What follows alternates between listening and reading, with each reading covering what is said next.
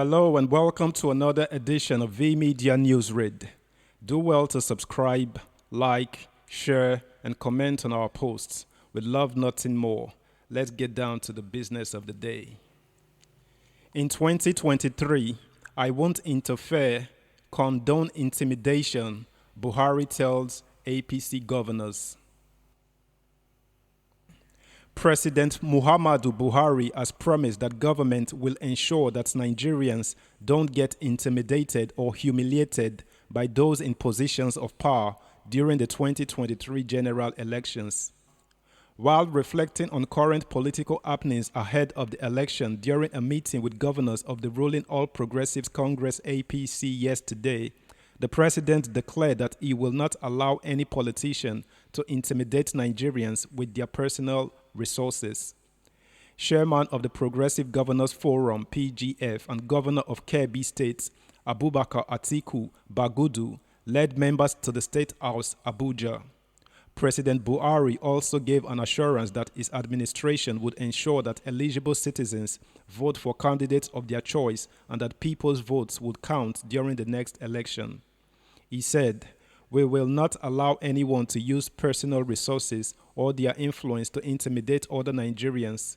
We will not allow intimidation materially, morally, or physically. This is the kind of leadership that can emerge and consolidate our nation. In 6 months, Nigerians will appreciate the government of APC, that we are sincere and we respect them." The president said APC, under his leadership, will continue to respect Nigerians and ensure that their votes count and that the people's voice matters in choosing political leaders at different levels. He assured Nigerians that APC will continue to bequeath strong political institutions that reflect their choices through non-interference in elections, citing the outcome of polls in Ekiti, Anambra, and Osun states as indicators. APC lost the governorship elections in Anambra and Osun, but won in Ekiti. His words, "I want Nigerians to know that we respect them, and for us to show that we will allow them to vote who they want. We all witnessed what happened in Anambra, Ekiti, and Osun states. What happened in those states gives me a lot of hope that we are succeeding." The president urged the party leaders to intensify efforts in thinking, meeting, and strategizing for the 2023 elections. Using state apparatus, especially security agencies, has been a sad point in previous elections in the country. But electoral observers have commended recent elections in the 3 states, although they said vote buying was the new way politicians were influencing votes. Recall that the president last week said he would only support candidates of his party APC in 2023. His statement yesterday, as released by his spokesman Femi Adesina, indicated that while the president as a politician will campaign for his party, he does not plan to use state apparatus to give his party an advantage. Earlier in his remarks, the chairman of the PGF, Bagudu, thanked the president for his leadership, guided by wisdom and foresight, affirming that the Nigerian economy had been growing in spite of challenges. Bagudu said the growth trajectory, with a 3.5% growth in the second quarter up from 3.1% in the first quarter of this year, had defied initial predictions of some multilateral institutions, affirming that the World Bank and others had acknowledged the resilience of the economy and reviewed their positions. As we speak, there is drought in Europe and China.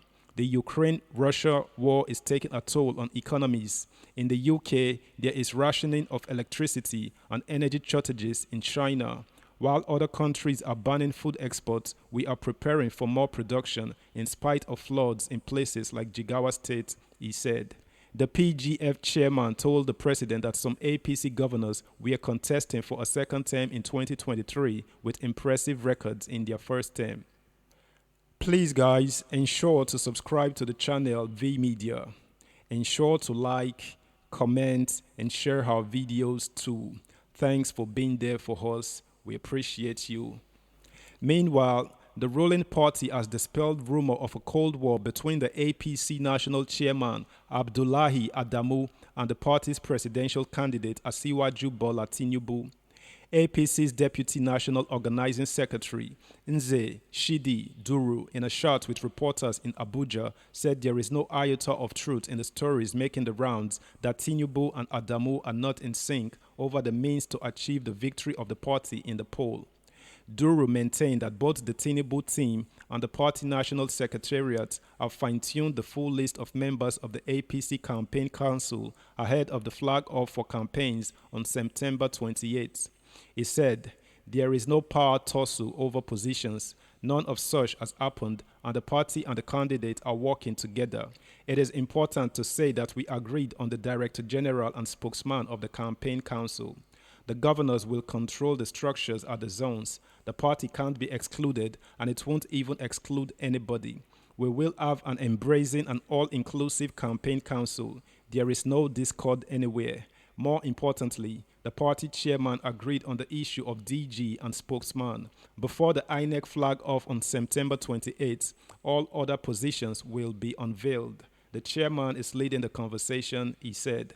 The party's position came against the backdrop of media reports that APC is yet to unveil the full list of members of the Presidential Campaign Council as a result of a power tussle between the duo. Recall that the Plateau State Governor, Simon Lalong, and Minister of State for Labor and Employment, Festus Keyamo, were appointed as DG and spokesman, respectively. Meanwhile, the presidential candidate of the People's Democratic Party (PDP), Atiku Abubakar, on Tuesday decried poor management of the nation's resources by the APC-led federal government, submitting that such failures are deepening Nigeria's economic woes. The former vice president, who alleged that the government was being deceitful about the country's economic situation, rejected efforts to take a fresh loan of over 11 trillion naira to finance the deficit in the 2023 budget. Atiku, in a statement he personally signed on Tuesday night, declared, "We need to bake a bigger cake and not bigger debts." Last week, the National Bureau of Statistics (NBS) released the GDP figures for Q2 2022. The government has been unreasonably upbeat about the reported growth rate of 3.4%. According to Atiku, the plain truth is that the economy is in deeper trouble than the APC-led government is willing to admit. Citizens' level of misery hasn't changed, and the reasons are obvious. The key sectors of the economy, notably agriculture, oil and gas, the country's cash cow, and manufacturing, are either growing slowly or declining. Secondly, unabated are rising commodity prices occasioned by high energy and transportation costs and aggravated by the disorderliness in the forex markets. Also, debt levels continue to rise while the fiscal capacity to service its debts is declining. All these are enough to erase the perceived gains from output growth. Having run out of ideas, it appears that our unprecedented level of indebtedness is whetting the government's appetite for more debt. This is a recipe for macroeconomic instability, he stated. He challenged NBS to share with the public their recent statistics on poverty, unemployment, and commodity prices, pointing out that the reality leaves no hope for the common man. Atiku also spoke about his consideration of a government of national unity, which he said will douse the temperature, unite Nigerians, and pave the way for improved security, adding that improved security allows for investments and an improved economy. Hope you had a worthwhile time with us, guys. Have a good one out there. Bye.